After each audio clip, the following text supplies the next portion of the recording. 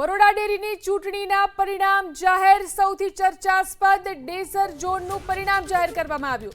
કુલદીપસિંહ રાઉલજીનો 5 મતથી પરાજય થયો છે તો સુરપાલસિંહ પરમારનો ડેસર ઝોનમાં વિજય થયો। ડેસરની 14 બંધ ડેરીને ચાલુ કરાવવાની પ્રાથમિકતા। સુરપાલસિંહ પશુપાલકો અને દૂધ ઉત્પાદકોને વધુ નફો થાય તેવો પ્રયાસ કરવામાં આવશે તેવી વાત તેમણે કરી। જે બેઠક હતી ને આપ જોઈ શકો છો કે અહીંયા જે સુરપાલસિંહનો વિજય થયો છે કુલદીપસિંહ શું પરિણામ સ્વીકારો છો? હા, પરિણામ સ્વીકારું છું। કેમ? હું 38 હતા અને એમને 43 મત આવ્યા છે, એટલે 5 મતનો ડિફરન્સ રહ્યો છે। મતદારો પર મને ભરોસો હતો પણ કદાચ ક્યાંક ઊનો નહીં ઉતર્યો હોય। હવે કઈ રીતે આગળ મળીશું હવે રાજકારણમાં। હા, હવે રાજકારણમાં આગળ તો કંઈ અહીંયાથી અટકી નથી જતું। રાજકારણમાં ચાલતા આવ્યા છે, ચાલતા આ છે ને તો ફરી રાજકારણમાં ચાલતા આવ્યા છે, ચાલવાનું, લડતા આવ્યા છે, લડતા રહેવાનું છે। તમે કહેતા હતા વિજય નિશ્ચિત માની રહ્યા હતા, મને ભરોસો પૂરેપૂરો હતો પણ છતાં પણ ક્યાંક કાચું કપાયું, મને કંઈ ખબર નહીં પડી કે મતદારો પર મને પૂરેપૂરો ભરોસો હતો હું જીતીશ એમ। કેટલા મતથી? 5 મતથી। મારા 38 આવ્યા ને એમને 43 આવ્યા। સારું, કેતનભાઈ મામલે નહીં, હું હમણાં કંઈ નહીં કહું। હું હમણાં જે પરિણામ આવ્યું એ તમને જણાવ્યું મેં।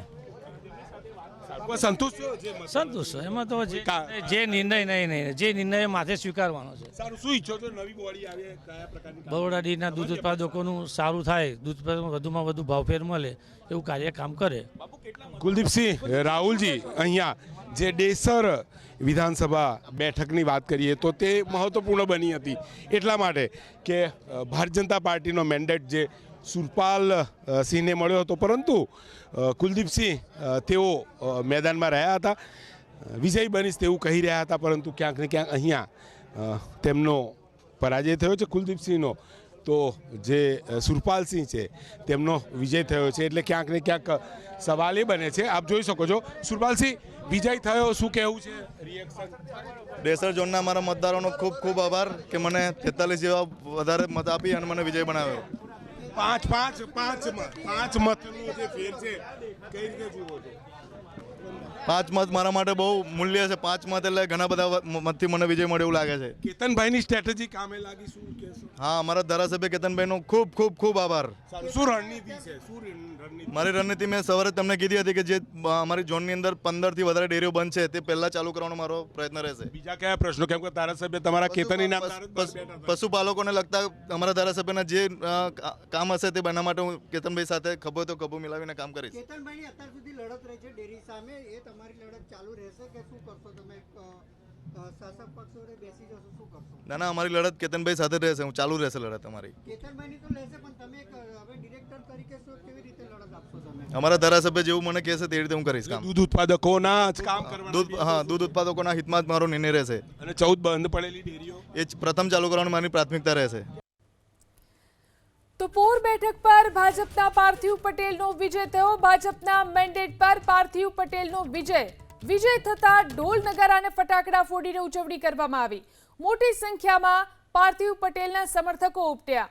દૂધ ઉત્પાદકોના પ્રશ્નોના ઉકેલનો પાર્થિવ પટેલે દાવો કર્યો।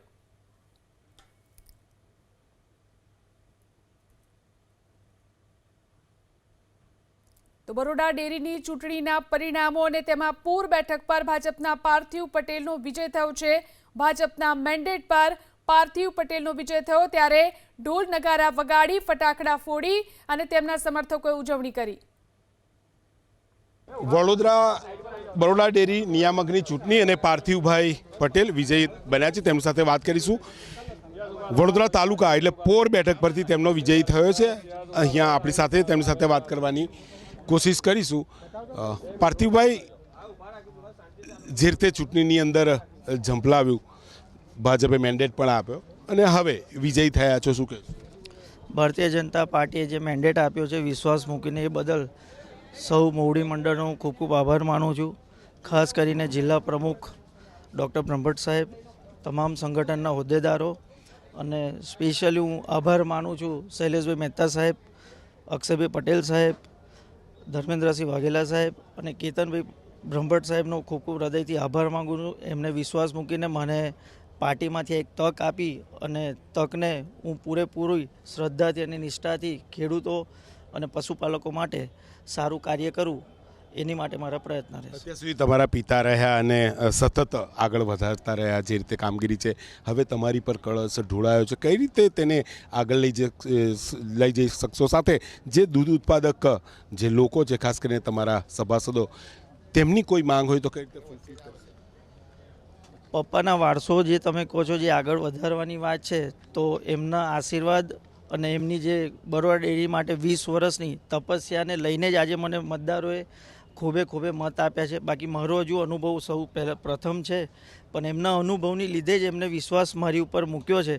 અને તમામ દૂધ ઉત્પાદકો મિત્રો, મંત્રીઓ, મંડળીઓના સભાસદોને હું ખાતરી આપવા માગું છું કે એમનો અવાજ મારા થકી આ બરોડા ડેરીમાં તમામ પ્રશ્નો, એમને તકલીફવાળા જે કંઈ પ્રશ્નો હશે એની માટે મારો અવાજ એમની માટે ઉઠશે.